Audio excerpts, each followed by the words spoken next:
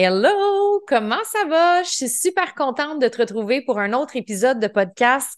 Tu vas voir que dans les prochaines semaines, je vais être beaucoup dans une série communication, prise de parole, authenticité. J'ai tellement de beaux invités, by the way, qui s'en viennent. J'ai comme trop hâte de te les présenter dans les prochaines semaines. J'avais le goût vraiment d'ouvrir la voie à des femmes, mais aussi à des hommes qui ont peut-être eu certaines difficultés en communication dans leur vie ou qui ont dû prendre leur place, exprimer leur opinion. Je vais rencontrer toutes sortes de personnes, autant des gens qui sont extrovertis, introvertis, que ça a été facile pour eux de se rendre sur les grandes scènes, d'autres que ça a été plus difficile. Bref, ça va être super intéressant, super le fun dans les prochaines semaines. Et je pense qu'une chose qui est super importante en communication, c'est l'authenticité. L'authenticité que des fois, on a l'impression que ce mot-là est surutilisé. On a l'impression aussi que c'est devenu de plus en plus difficile d'être authentique dans un monde artificiel qui est parfois fake, qui parfois on ne sait plus qu'est-ce qui est vrai de qu'est-ce qui est faux. Peut-être que ça t'est déjà arrivé en fait de rencontrer une personne en vrai et de faire OK, c'est pas du tout la même personne que sur les médias sociaux. Des fois, c'est le contraire. Mais moi, c'est ce que je vise avec les personnes avec qui je travaille quand je faisais la météo à la télé, puis qu'il y a quelqu'un qui me disait, t'es la même personne dans la vie qu'à la télé, qu'on me croise à l'épicerie, dans un festival, dans un événement, j'avais vraiment l'impression que je faisais bien ma job. Parce que si les gens sont pas capables de reconnaître la fille que je suis dans l'épicerie, la fille que je suis dans le festival, ils sont comme, hey, je t'avais pas reconnue, c'est parce qu'il y a un clash. Et on veut pas ce clash-là. Ce que j'avais le goût de parler aujourd'hui, c'est comment est-ce que tu peux être authentique quand tu es dans un rôle professionnel? Et est-ce que ton rôle professionnel t'empêche d'être authentique? Il y a trois signes que je veux commencer par te parler, trois signes qui signifient en fait que, oh, il y a de quoi qui ne fonctionne pas présentement. Que peut-être que oui, tu es trop dans ton rôle professionnel présentement et ça t'empêche d'être la personne que tu es vraiment. Et après, une fois que je vais t'avoir parlé des signes, ben c'est sûr que je vais te donner des conseils. Maintenant que tu te reconnais là-dedans, puis que tu te rends compte que peut-être que, oh, je suis vraiment dans mon rôle professionnel, ben comment je peux faire pour être encore plus moi, pour montrer encore plus ma personnalité, puis je vais te partager aussi aujourd'hui 5 conseils pour pouvoir y arriver. Fait on va vraiment rentrer là-dedans, dans le fond du sujet. Le premier signe qui est temps de montrer ta personnalité, c'est tu es pris dans un moule sérieux. Ça se peut que présentement, tu sois pris dans un moule sérieux. Puis c'est pas pour rien que tu es ici, puis c'est pas pour rien que tu écoutes mes podcasts. Il y a de quoi qui te convient pas à l'intérieur de toi. Il y a de quoi qui te gosse, il y a de quoi qui te dérange, il y a de quoi qui te démange. Tu es dans un rôle professionnel qui est peut-être sérieux, ça veut pas dire que toi, tu es sérieuse. Ça veut pas dire que toi, tu es coloré. Ça veut pas dire que toi, il n'y a pas certaines choses qu'il serait avantageux de montrer non plus. Mais tu es dans un rôle professionnel qui demande d'être sérieux. Sérieuse, on va dire. Ça se peut que tu sois docteur. Ça se peut que tu sois avocate. Ça se peut que tu sois notaire. Ça se peut que tu sois courtière immobilière. On dit ça, courtière, courtier, en tout cas, comprends patente. Puis, peut-être que ça, présentement, ce moule-là sérieux, parce qu'on nous a dit que, hey, si t'es docteur, tu dois être sérieuse, avoir un ton professionnel et toujours être poli avec les clients parce qu'un docteur ne doit pas faire de blagues. Tu choisis dans la vie. Veux-tu être humoriste ou tu veux être docteur? Mais pourquoi choisir d'incarner un rôle qui n'est pas le nôtre à 100%? Parce que je dis 100% parce que si tu as décidé de faire ce métier-là, ben, c'est parce qu'il y a une partie de toi qui aime ça. Et s'il y a une partie de toi qui adore sa job de physio, s'il y a une partie de toi qui adore sa job de docteur, s'il y a une partie de toi qui adore sa job d'avocate, ça ne veut pas dire que tu aimes être pris dans un moule sérieux. Mais quand on est là-dedans, on est comme un peu en train de vouloir plaire à tout le monde. On veut plaire à notre patron, on veut plaire à notre ordre professionnel, on veut plaire à nos clientes et à un moment donné, on finit par se sentir pogné, comme dans une prison. Et c'est très inconfortable. Ça, c'est un signe. Si tu sens que tu es pris dans un moule sérieux, même si c'est pas ce que tu souhaites au plus profond de toi-même, c'est un signe qu'il est temps que tu montes ta personnalité. Et là, je sais que c'est pas si simple, mais je vais t'en parler un peu plus des conseils, mais là, on parle des signes en premier. Deux, tu te sens parfois pris dans l'identité de la perfectionniste. Ça se peut que le signe, ce soit ça. Le fait qu'on dirait que tu as toujours besoin que ce soit parfait. Le fait que tu as beaucoup de difficultés à accepter les erreurs, que tu aies ça, en fait, faire des erreurs, puis tu aimes ça, que tout soit carré, que tout soit préparé, que tout soit bien fait, ça peut être un signe que tu es pris dans ton rôle professionnel et que tu as besoin de te mettre de l'avant et de mettre ta personnalité de l'avant. Parce que quand on est dans la perfectionniste, ben ça fait en sorte que ça peut nous ralentir à passer à l'action, nous ralentir à être nous-mêmes, nous ralentir à s'exposer pleinement parce que là, on dirait que c'est jamais assez. C'est jamais assez bon. C'est jamais assez parfait. C'est jamais assez prêt. Donc, si tu ressens ça présentement, c'est peut-être parce que tu es pris dans ton rôle professionnel. Puis c'est un peu en lien avec ce que je disais précédemment. Tu sais, des fois, quand tu veux que tout soit parfait, tu veux dire la bonne affaire, tu veux faire la bonne affaire par rapport à tes clients. Tu veux pas faire d'erreur. Tu veux pas faire d'erreur devant ton patron, c'est un patron. Ou tu veux pas faire d'erreur dans ta business parce que c'est ta business. Et là, ben, ça fait en sorte qu'à un moment donné, encore une fois, tu te sens pris. Tu te sens pogné là-dedans. On n'est pas si bien que ça à être perfectionniste dans la vie pour l'avoir été à certains moments de ma vie, où est-ce que je voulais que tout soit beau, tout soit parfait. Il y avait une forme de rigidité là-dedans que je me rendais pas nécessairement compte à ce moment-là, mais il y avait quelque chose que je n'étais pas nécessairement bien. Je me sentais pas légère. Je sentais que je voulais avoir le contrôle sur mon image. Mais ça, c'est souvent parce qu'on veut être aimé. On veut que les gens nous apprécient, puis on veut pas non plus avoir de problème. On veut éviter le plus possible les conflits. Fait que quand je parlais tout à l'heure de docteurs, quand je parlais tout à l'heure de femmes qui sont dans des métiers plus sérieux, souvent, c'est ce que je vais voir dans mes groupes. Les filles qui me disent, écoute, Steph, je comprends bien le principe, là, qu'il faut se mettre de l'avant puis être authentique, mais moi, dans mon rôle, moi, dans mon poste, moi, dans ce que je fais, faut que je fasse attention à ce que je dis, faut que je fasse attention à ce que je fais. Et là, on tombe dans justement ce moule-là ou dans cette identité-là de perfectionniste. Mais est-ce que c'est réellement ce que tu souhaites? Est-ce que c'est vraiment ce que tu as envie ou c'est parce qu'on t'a imposé de le faire? Parce que c'est comme ça que ça marche. Mais est-ce que c'est obligé de fonctionner comme ça? Est-ce qu'on peut changer les choses?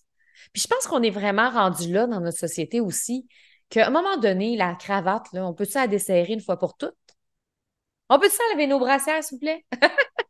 En voulant dire que il y a moyen d'être toi, mais de rester professionnel. Et c'est pas vrai que parce que tu exposes ta personnalité puis ta couleur que tu es plus professionnel dans ce que tu fais. Tu peux être très compétente, drôle à la fois, très compétente, colorée à la fois, très compétente, puis aussi avoir d'autres traits de personnalité que tu veux mettre de l'avant. Et ça, je pense que c'est important. Donc ça, c'est un signe, si tu es trop dans ton identité de perfectionniste, que il est temps que tu te montres plus, que tu montres plus ta personnalité. Et troisième signe, c'est que c'est pas facile pour toi exprimer tes émotions. Ça se peut que tu trouves ça difficile de verbaliser tes émotions, puis peut-être même que tu vois pas le rapport. Moi, dans mon rôle professionnel, pourquoi est-ce que je partagerais ce que je vis? Parce que souvent, quand on a vraiment une carrière prospère ou quand on a un rôle en particulier, on est comme dans une certaine hiérarchie qui fait que, ben non, mais moi, si je suis à cette hiérarchie-là, il n'est pas question que je partage mes émotions parce que c'est comme si je m'affaiblissais. C'est comme un patron qui a des émotions, mais voyons, ça n'a pas de bon sens. Un patron qui a des émotions, hey, relève-toi un petit peu, là. Secoue-toi, lève-toi et sois courageux, sois courageuse, mais c'est plus ça, la vie.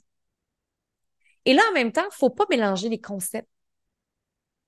Être émotive, exprimer ses émotions, partager ce qu'on a dans le cœur, partager ce qu'on a dans le ventre. C'est pas obligé d'être fait de façon à ce que tu vomisses ce qui va pas.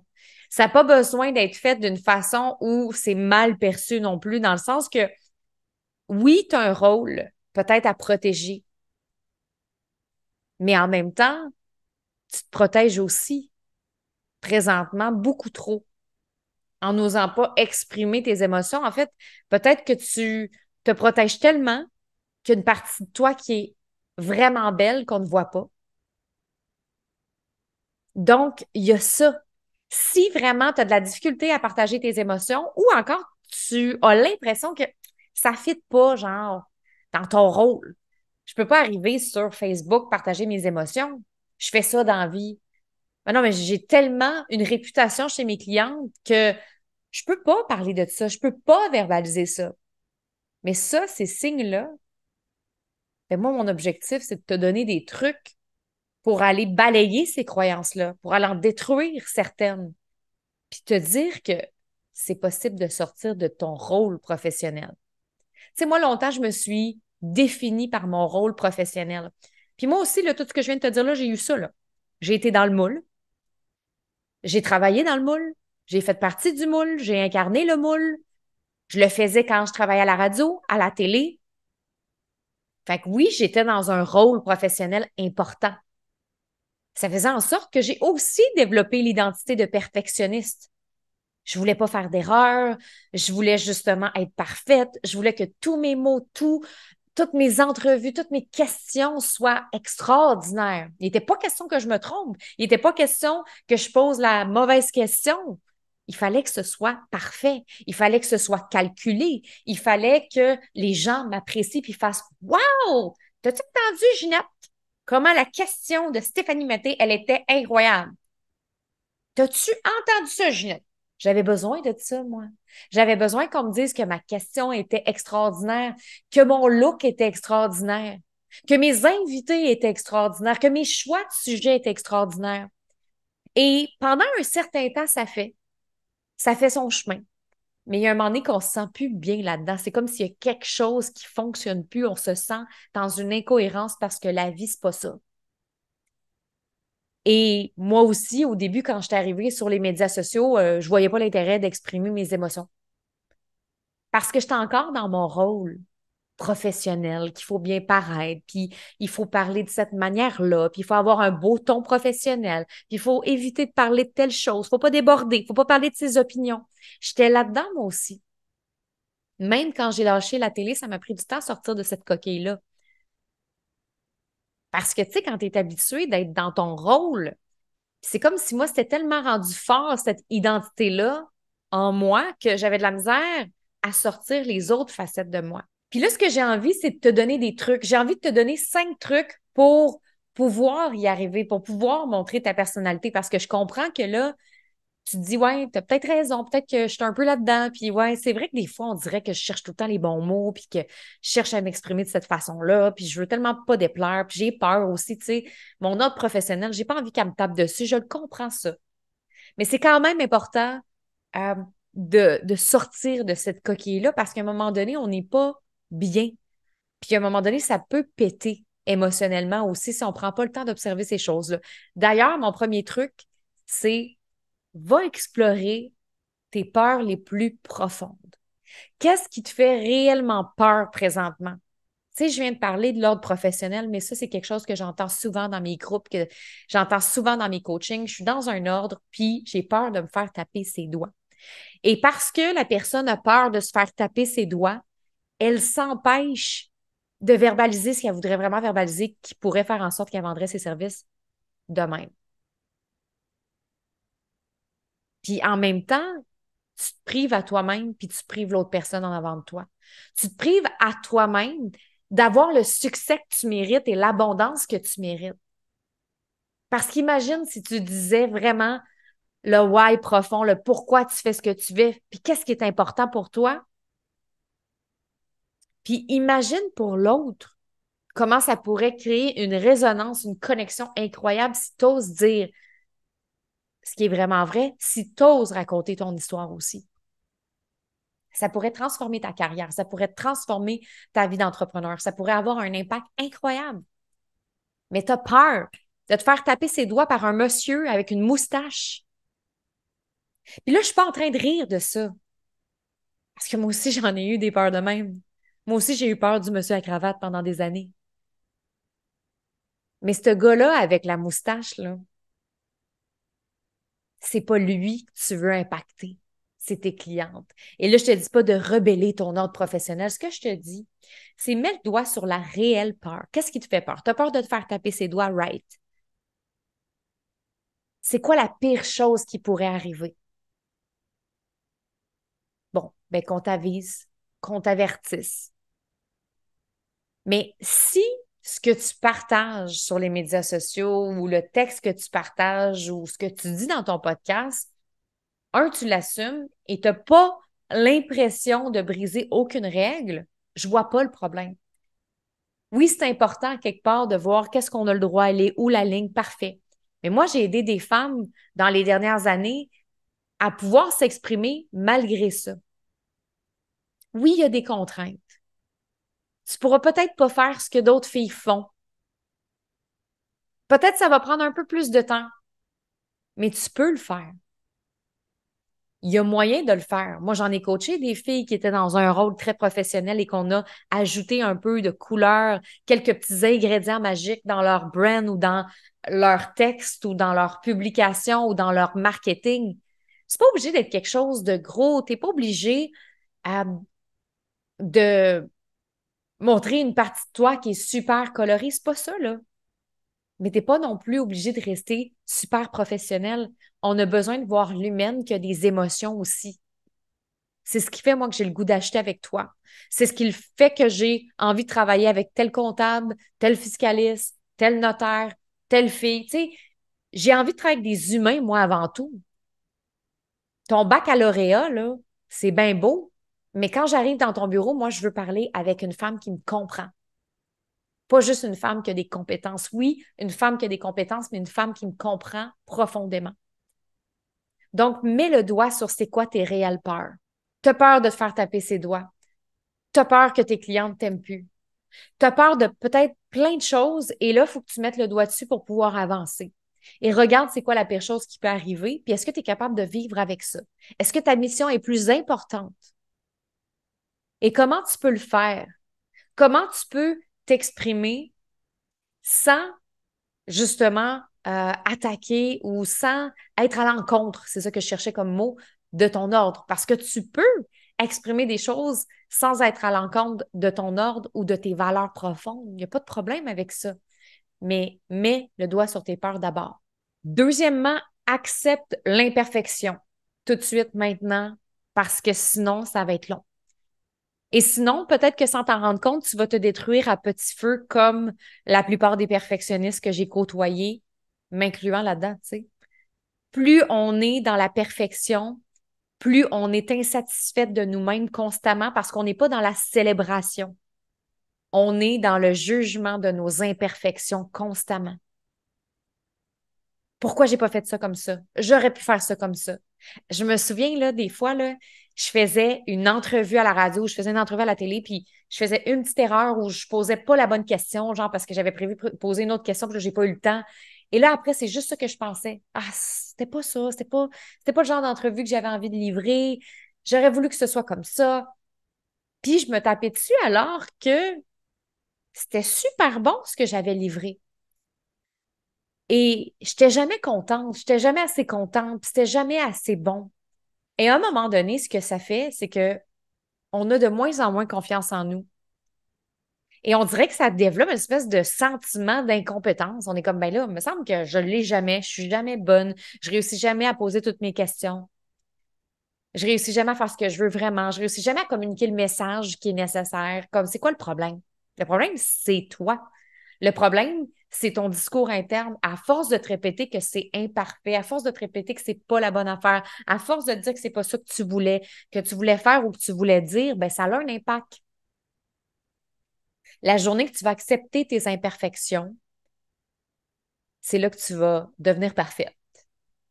Parce que pour moi, une personne parfaite, c'est quelqu'un qui est capable de reconnaître ses erreurs, qui est capable de reconnaître ses forces, autant ses bons coups que ses difficultés.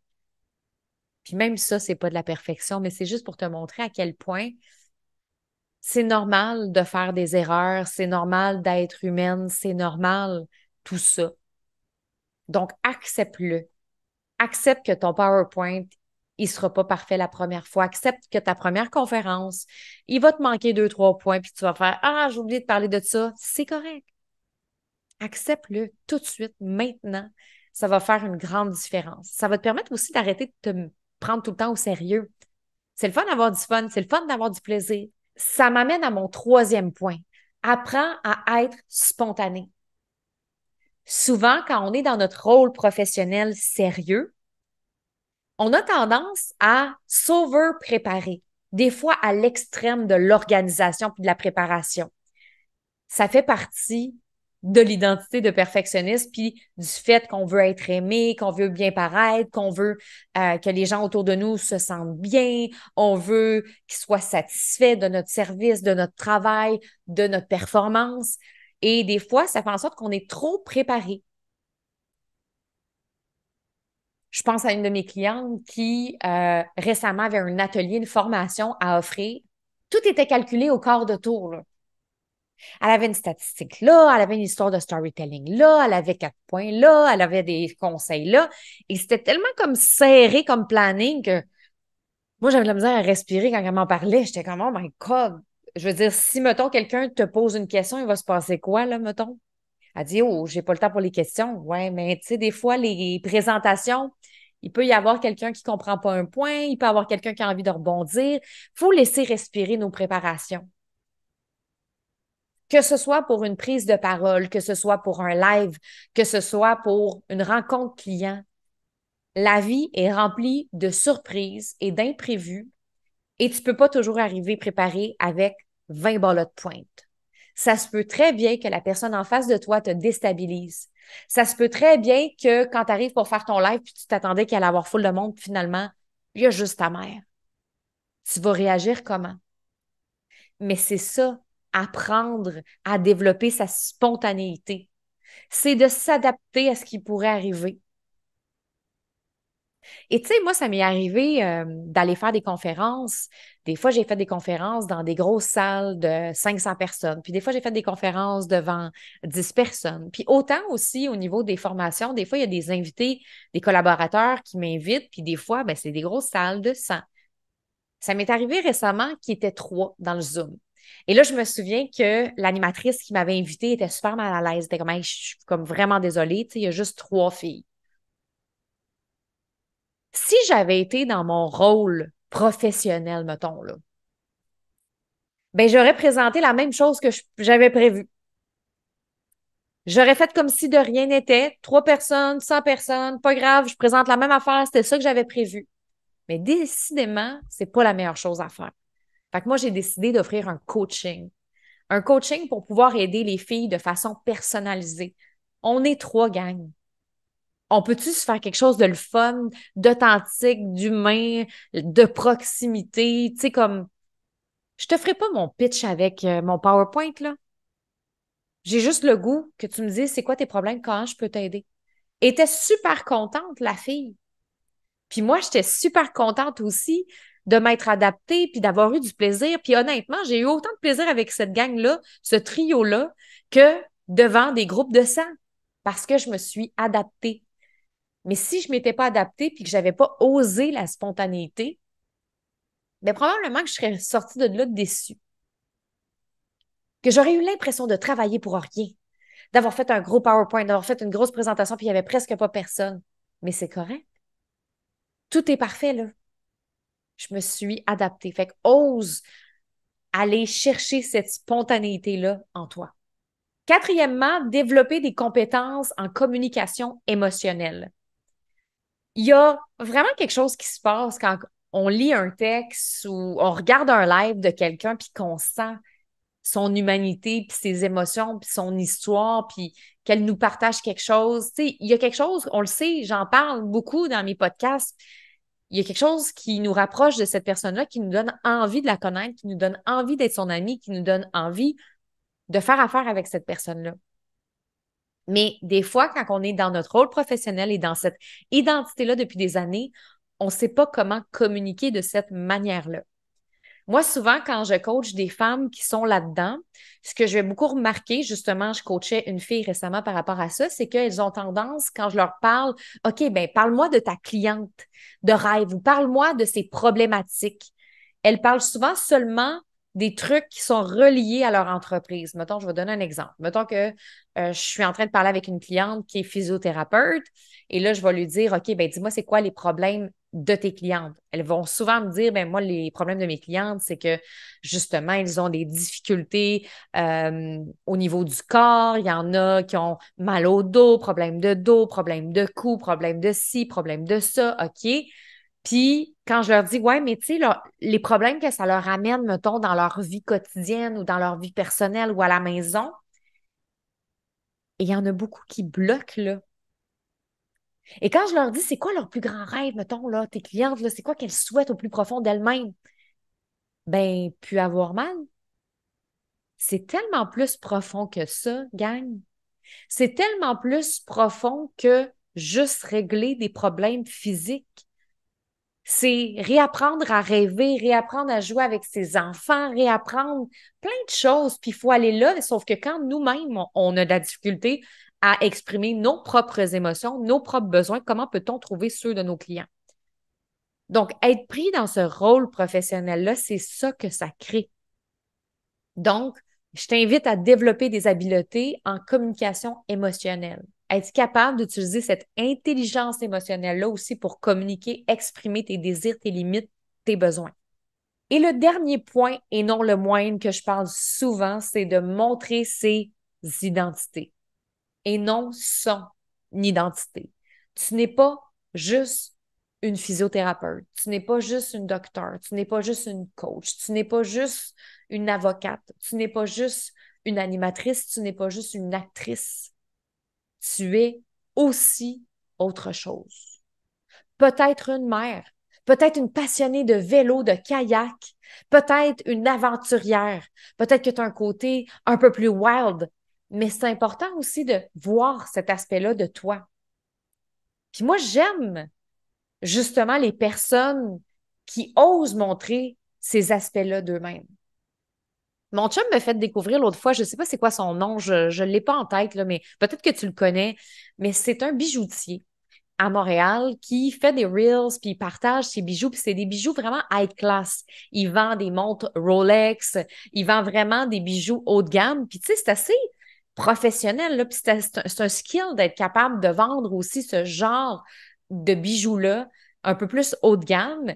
Et moi, souvent, là, la perception que je me suis faite des bijoutiers, c'est que les bijoutiers, souvent, sont dans leur rôle très professionnel, sont dans leur rôle très OK, voici des diamants, voici des carats, voici la bague pour le mariage. Puis je sais que c'est pas tout le temps comme ça, mais c'est un peu la perception, moi, que souvent, quand je suis rentrée dans une bijouterie, j'ai eu un service qui était très professionnel, un peu madame, un peu monsieur. Mais la vérité, c'est que ce gars-là, lui, il est pas de même du tout. Il est full chill, il a sa calotte sur le côté, il fait des trades à Vegas pour aller acheter des bijoux, il est super le fun, dynamique, friendly, jeune. Je suis comme, oh my God, si j'ai envie d'aller m'acheter un jour une Rolex, clairement que je vais avoir envie d'aller l'acheter à lui parce que il sort de son rôle professionnel puis il montre les différentes facettes de sa personnalité. Puis là, je pense à lui, puis là, je pense à d'autres amis qui ont des endroits pour les bijoux, qui ont aussi été capables dans les dernières années de partager leur personnalité. Puis j'en ai eu aussi des filles qui vendaient des bijoux qui ont été capables aussi de sortir leur personnalité. Puis pour vrai, tu sais, on parle de bijoux, on parle d'avocats, on parle de médecins. Le titre n'est pas important, c'est de la manière que tu te comportes avec ton titre.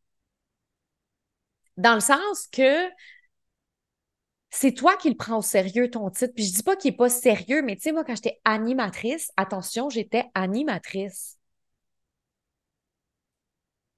Et cette espèce d'importance-là qu'on accorde à notre titre ou à notre diplôme ou à nos compétences ou à notre expérience, il y a une partie qui est importante quand même. Il faut être fier de ça. Il y a tellement de filles, justement, qui ont toujours besoin de plus pour se sentir valorisées. des filles que j'ai coachées qui ont un bac, une maîtrise, qui sont rendues super loin dans leurs études, qui ont toujours besoin d'avoir une compétence de plus pour se sentir suffisante. Tu as fait ça, c'est vraiment incroyable, tu sais. Puis c'est important de se célébrer, de le souligner, tu sais. Mais en même temps, des fois, c'est comme si on mettait notre titre sur un piédestal. Tantôt, je parlais de hiérarchie. C'est comme si notre titre était tellement haut qu'on se dit, ben, c'est la meilleure chose que je peux pas montrer. Je vais pas montrer ma passion pour les cartes. C'est un peu plate. Je vais pas montrer cette passion-là, ça n'a pas rapport. Et si ça avait rapport? Et si cette partie-là de toi en vélo venait connecter avec Valérie qui, elle, tripe sur le vélo puis qu'elle se cherchait justement une chiropraticienne puis là, elle s'est dit, oh my God, c'est elle. Juste à cause que vous partagez cette passion-là commune. Hey, je suis justement Valérie que elle est dentiste, mais elle tripe ses chiens. Ben moi tout, je tripe ses chiens, fait que je me cherchais une nouvelle dentiste, je vais aller voir Valérie. Donc, ça a un impact de partager ces différentes identités, ces différentes facettes, et il y a moyen de le faire quand même de façon professionnelle, sans que ça entache quoi que ce soit. Tout est dans la manière de le dire, de le verbaliser, de le montrer. Donc, je pense qu'avec ça, il y a matière à réflexion suite à ce podcast-là. Voir comment est-ce que tu te sens. Y a-t-il des choses qui t'ont challengé? Peut-être, parce que des fois, moi, j'ai un ton comme go, go, go, t'es capable, non, non, non. Let's go, change. Let's go, fais des changements. Ah ouais, sois toi-même. Ça fait partie du ton que j'ai envie d'avoir, mais je comprends que ça se peut que ce soit un défi puis un challenge pour toi. Je comprends que tu sais peut-être pas par où commencer, que tu sais pas c'est quoi la première étape, mais que tu as envie quand même de ça. Je le comprends tout ça. Mais au moins d'être capable d'avoir des prises de conscience, puis au moins d'être capable de réfléchir, qu'est-ce que tu as envie de dégager, puis qu'est-ce que tu as envie d'être aussi. Tu as envie que les gens disent quoi de toi? Que tu es professionnel ou que tu es amical, coloré? Pense à ça. Peut-être que j'ai le goût de te laisser sur cet exercice-là. Qu'est-ce que tu as envie que les gens disent de toi? Si tu as envie que les gens disent de toi que tu es professionnel, right? Mais tu as envie que les gens disent quoi d'autre de toi? Et c'est sûrement cette partie-là que tu aurais besoin d'exposer et de montrer davantage. Et c'est ça que j'ai envie de te dire aujourd'hui. Je serais curieuse que tu viennes me partager dans Instagram, Messenger, peu importe où tu me suis, comment ça a résonné pour toi cet épisode-là, puis c'est quoi qui est sorti? Parce que cette question-là que j'ai posée est bonne pour tout le monde, hein? Fait que tu sois dans ton rôle super professionnel ou pas, je pense que cette question-là peut être vraiment intéressante pour tout le monde qui écoute le podcast aujourd'hui. Puis, nous, on va se retrouver la semaine prochaine. Fait que je te souhaite une bonne fin de journée, si c'est la fin de la journée, ou une bonne matinée, si c'est la matinée, ou une bonne soirée. Je sais même pas à quelle heure tu m'écoutes. Puis, comme il y a des gens qui m'écoutent en France, au Québec, ce serait compliqué. Fait que je vous salue. Je te salue, peu importe tu es où, sur quel continent, à quelle heure. Puis, on se retrouve la semaine prochaine. Bye!